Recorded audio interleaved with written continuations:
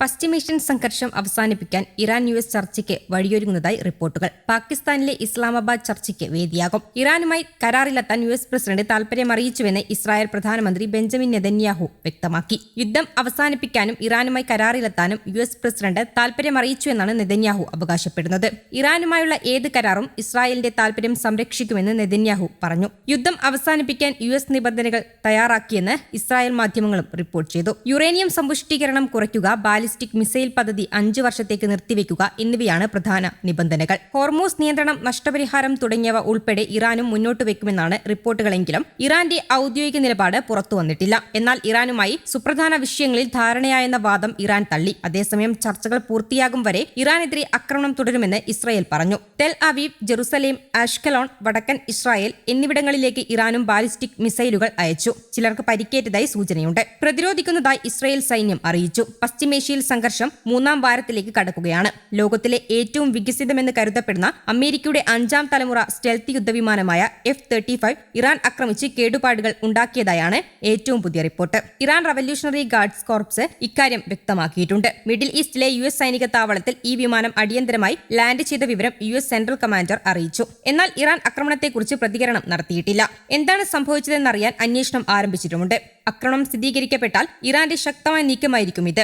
റഡാറുകളുടെ കണ്ണ് വെട്ടിക്കാൻ ശേഷിയുള്ളതാണ് F-35 വിമാനം. വിമാനത്തിന് സാരമായ കേടുപാടുകൾ സംഭവിച്ചെങ്കിലും പൈലറ്റ് സുരക്ഷിതരാണെന്ന് US സെൻട്രൽ കമാൻഡർ സ്ഥിരീകരിച്ചു. ഇറാനു മുകളിൽ പറക്കുമ്പോഴാണ് വിമാനത്തിന് അടിയന്തര ലാൻഡിംഗ് ആവശ്യമായി വന്നതെന്ന് സെൻട്രൽ കമാൻഡർ സ്ഥിരീകരിച്ചു. ഇറാന്റെ വ്യോമ പ്രതിരോധ സംവിധാനങ്ങൾ തങ്ങൾ തകർത്തുവെന്നും യുദ്ധത്തിൽ അമേരിക്കയ്ക്കാണ് മേൽക്കൈയെന്നും പ്രതിരോധ സെക്രട്ടറി പീറ്റ് ഹെഗ്സെറ്റ് അവകാശപ്പെട്ടു.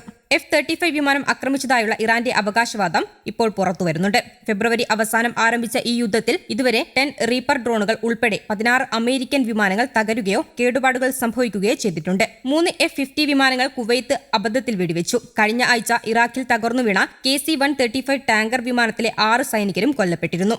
സ്റ്റെൽത്ത് സാങ്കേതികവിദ്യ ഉപയോഗിച്ചതിനാൽ ശത്രുക്കളുടെ റഡാറുകളിൽ പെടാതെ പറക്കാൻ ഇതിന് കഴിയും. ശത്രു വിമാനങ്ങളെ തകർക്കാനും തന്ത്രപ്രധാന കേന്ദ്രങ്ങളിൽ കൃത്യതയോടെ ബോംബിടാനും ചാരപ്പണി നടത്താനും ഇത് ഉപയോഗിക്കുന്നു. ഏകദേശം $100 ദശലക്ഷം വില വരുന്നതാണ് ഈ ഓരോ വിമാനവും. അമേരിക്കയെ കൂടാതെ ഇസ്രായേലും ഈ വിമാനം ഇറാനെതിരായ ആക്രമണങ്ങളിൽ വ്യാപകമായി ഉപയോഗിക്കുന്നുണ്ട്.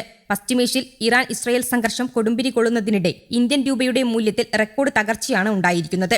അമേരിക്കൻ ഡോളറിനെതിരെ രൂപയുടെ മൂല്യം ചരിത്രത്തിലെ ഏറ്റവും താഴ്ന്ന നിലവാരത്തിലെത്തി. ആഗോള വിപണിയിൽ എണ്ണവില വർദ്ധിച്ചതും നിക്ഷേപകർ ഇന്ത്യൻ വിപണിയിൽ നിന്ന് പണം പിൻവലിക്കുന്നതുമാണ് രൂപയ്ക്ക് തിരിച്ചടിയായത്. യുദ്ധം ദീർഘകാലം നീണ്ടുനിന്നാൽ ഇന്ത്യയുടെ ഇറക്കുമതി ചെലവ് വൻതോതിൽ വർദ്ധിക്കുമെന്ന ആശങ്കയും ശക്തമാണ്. ഇത് രാജ്യത്തിന്റെ പണപ്പെരുപ്പത്തിനും നിത്യോപയോഗ സാധനങ്ങളുടെ വിലക്കയറ്റത്തിനും കാരണമായേക്കാം. അതേസമയം രൂപയുടെ മൂല്യം ഇടിയുന്നത് പ്രവാസികൾക്കും കയറ്റുമതി മേഖലയ്ക്കും ഗുണകരമാകുമെന്ന വിലയിരുത്തലുമുണ്ട്. പ്രവാസികൾ അയക്കുന്ന പണത്തിന് കൂടുതൽ മൂല്യം ലഭിക്കുമെന്നത് കേരളം പോലുള്ള സംസ്ഥാനങ്ങൾക്ക് നേരിയ ആശ്വാസവുമാകും. ഇറാന്റെ ഓരോ നീക്കവും അമേരിക്കൻ സൈനിക കേന്ദ്രങ്ങളുടെ അടിത്തറ ഇളക്കുന്നവയാണെന്ന് തെളിയിക്കുന്നു. പശ്ചിമേഷ്യയിലെ തങ്ങളുടെ സാന്നിധ്യം തന്നെ അപകടത്തിലാണെന്ന് തിരിച്ചറിഞ്ഞ അമേരിക്ക നാണക്കേട് ഭയന്ന് ഇറാന്റെ പല വിജയങ്ങളും പുറം ലോകത്ത് നിന്ന് മറച്ചുവെക്കാൻ ശ്രമിക്കുകയാണെന്ന ആരോപണം ശക്തമാണ്. കമാൻഡർമാരുടെ നേതൃത്വത്തിൽ ഇറാൻ നടത്തുന്ന ഈ പ്രത്യാക്രമണം അധിനിവേശ ശക്തികളെ മേഖലയിൽ നിന്ന് കെട്ടുകെട്ടിക്കാനുള്ള പോരാട്ടത്തിന്റെ തുടക്കം മാത്രമാണെന്നാണ് ഇറാൻ വ്യക്തമാക്കുന്നത്. News desk, Kerala Kaumudi.